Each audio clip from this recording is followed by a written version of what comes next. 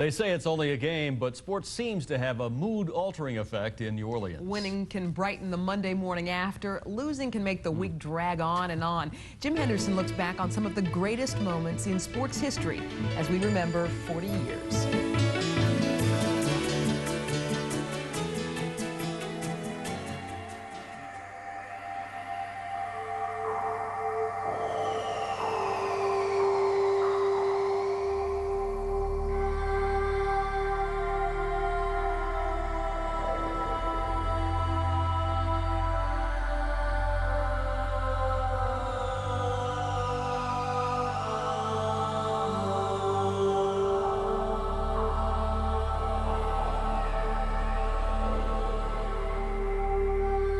The 50s saw New Orleans temporarily drop from the ranks of professional sports cities. The AA baseball Pelicans left the scene in 1959. The professionals came back with a pigskin in 1966. New Orleans in white and gold. Gassett's foot is into the ball and the game is underway, and the New Orleans Saints are now active in regular season play in the National Football League as John Giddens. The new Saints kicked off their tenure in Tulane Stadium with an electrifying kickoff return.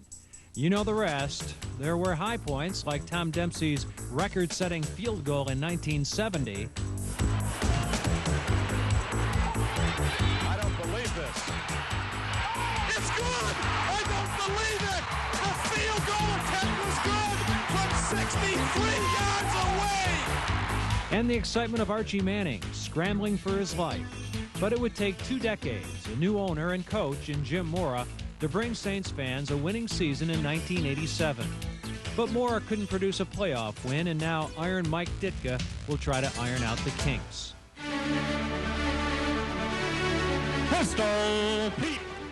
Pro basketball bounced in and out of town. The Jazz arrived in 1974 and provided a showcase for LSU's Pistol Pete Maravich. The team won the fans' hearts, but the owner's heart was in Utah, and that's where he took the Jazz in 1979. There were also brief stays by the ABA Buccaneers and the pride of the Women's Basketball League.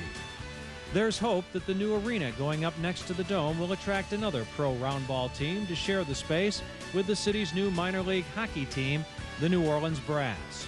That would give the city 5 pro sports when you add in the baseball Zephyrs and their new stadium and the Gamblers soccer team.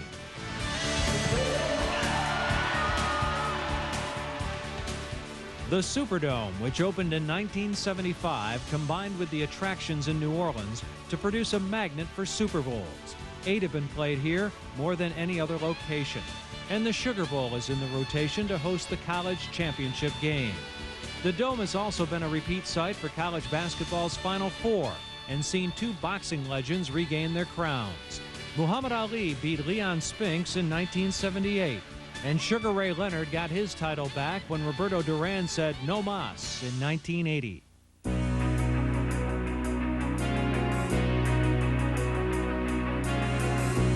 The city has made its mark with annual sporting events such as the Crescent City Classic, which has become one of the country's premier 10K events, and the PGA Golf Tournament in English Turn, which now flies under a new corporate flag.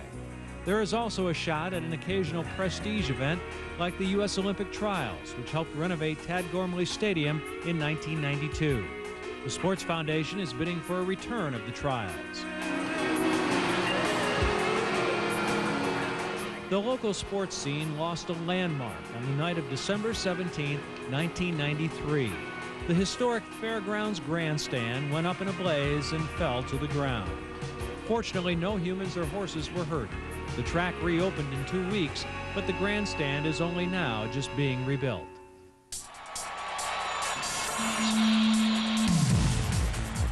While pro teams mean status for a city, it is the college teams that have given us the most to celebrate. Tulane is hoping Tommy Bowden can expand a 1-game victory into their first winning season since 1981, a year that included an incredible 48-7 victory over LSU. The LSU Tigers are hoping Jerry DiNardo can bring back the glory of the late 50s when the LSU football team won the 1958 national championship and Billy Cannon created a lifetime memory on a rainy Halloween night in '59. Perhaps for luck, both teams should go rub the trophies of the LSU baseball Tigers, winners this decade of 3 World Series championships under Coach Skip Bertman.